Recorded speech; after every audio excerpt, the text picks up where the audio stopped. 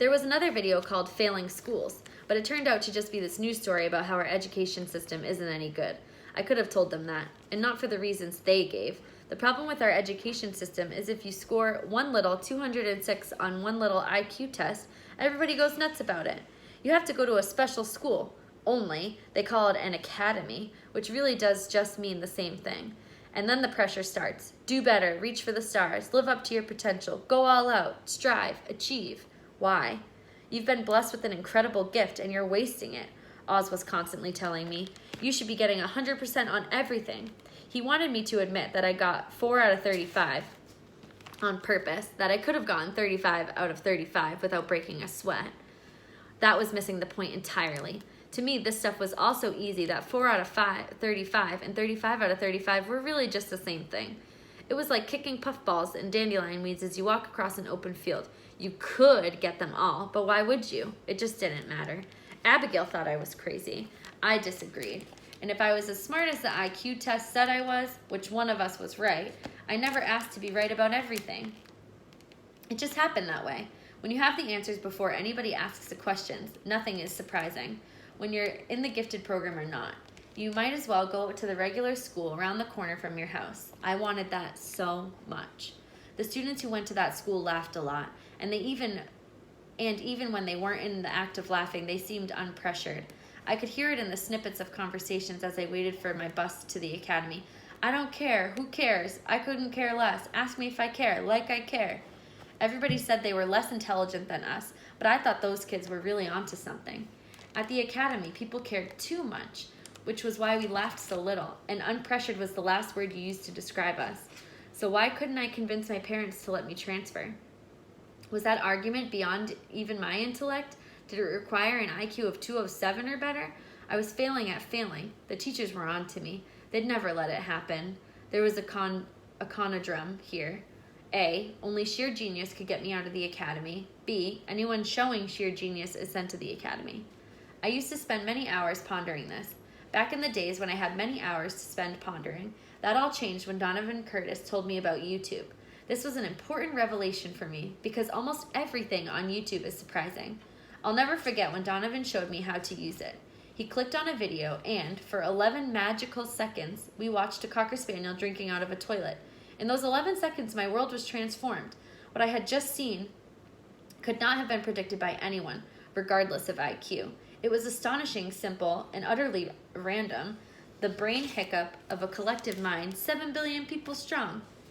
I've been looking for something like this my whole life, and I was indefinitely grateful to Donovan for opening this door for me. I almost forgave him for bringing in his sister and spoiling the only chance I might ever have to flunk a class. The word had just come in from the State Department of Education that Katie Peterson's pregnancy officially counted as real-life experience in human growth and development. You should have seen the celebration when Oz made the announcement in the robotics lab. Everyone mobbed Donovan, slapping him on the back and cheering, all except, who do you think? Abigail. She usually wept at the news that she wouldn't have to go to summer school. It was a little confusing. She took classes all summer anyway, so wasn't that summer school too? What was the difference between the summer school she went to on purpose and the summer school she'd do anything to avoid? Speaking of confusing, there was Donovan himself. He clearly didn't belong at the academy. I knew that was his first 20 minutes in the lab. What was he doing here? I had no idea, and that alone was considerably awesome. There were very few things I had no idea about. The fact that one of them had landed a few seats away from me in homeroom was wonderful in itself. Donovan was like a human YouTube video, unpredictable. We could have worked on Tin Man for years, incorporating every fine refinement allowed by technology, but none of us could have envisioned that the greatest improvement of all would simply be in the way you drove it. Yet when Donovan took over the joystick, the answer was right there for all of us to see. It also made excellent YouTube footage. Google Tin Man.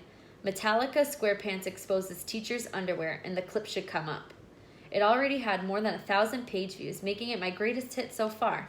Picture this. Miss Bellavacqua was covering for Oz in the lab, and one fork of the robot's lift mechanism got under her skirt.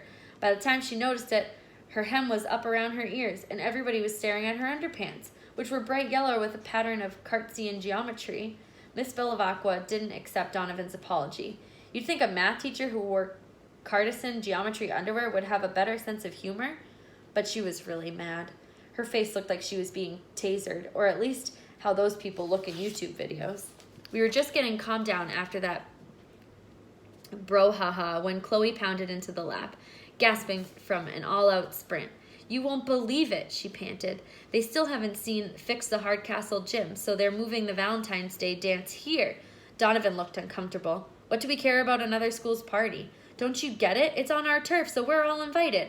I've been in the gifted program since I was 8, and you know how many dances I've had? 0. Except for the Dance of the Electrons," I reminded her, "my 6th grade science project." Abigail did not share Chloe's enthusiasm. "I can't think of a single thing that interests me less than a school dance." Chloe stared at her. "But you're going, right?" Not at all." Chloe was devastated. "But you have to. We may never get the chance to go to another." "That suits me just fine," Abigail said. "You're a scientist," Miss Bevlakwa challenged her.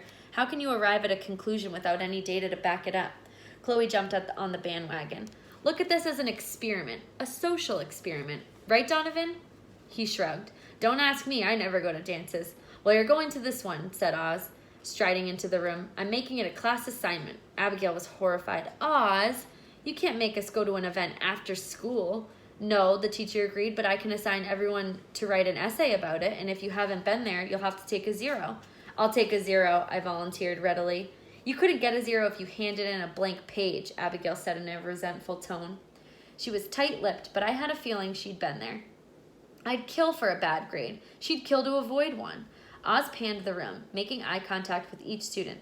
"This is a great idea, people. We're all so focused on our specialties, and we tend to miss out on ordinary experiences. Having fun is part of education, too, you know." "I don't have time to go to a dance," I complained.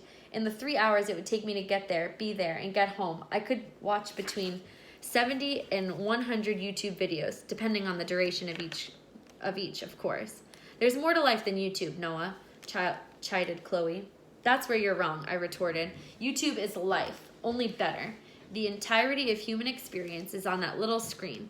Last night I watched a modern-day clash of gladiators in bathing suits battling in and out of roped square, jumping off tables and hitting each other with chairs. It's called professional wrestling, Noah," Donovan announced, "and it's all fake." "I saw blood," I respected Donovan, but he didn't know everything. If my mother hadn't pulled the plug on my computer, I could have watched a steel cage match. Oz put an end to this discussion. "It's settled. We'll all be there, and there's extra credit in it for everybody who can relax enough to have a good time." "Will you be going?" I asked Donovan as we headed back to our seats. "I never went to Hardcastle dances when I was a Hardcastle student, so why should I start now?" Oz overheard us. "Extra credit, Donovan," he said excitingly, dangling the prospect like a fisherman dangles bait. "So you'll be there." "Why do you care?" Donovan snapped suddenly, very angry. "You shouldn't even be going. You don't need extra credit. You've got more points than you know what to do with." "I wish I could give you some of mine," I told him honestly, "but I don't think it works that way." He stared at me for a moment, then sighed. "See you at the dance." All right. Those were chapters 8 and 9. All right, so on Tuesday, we'll read chapters 10 and 11. So I hope you guys have a wonderful weekend, and I will see you on Monday morning. Bye, guys.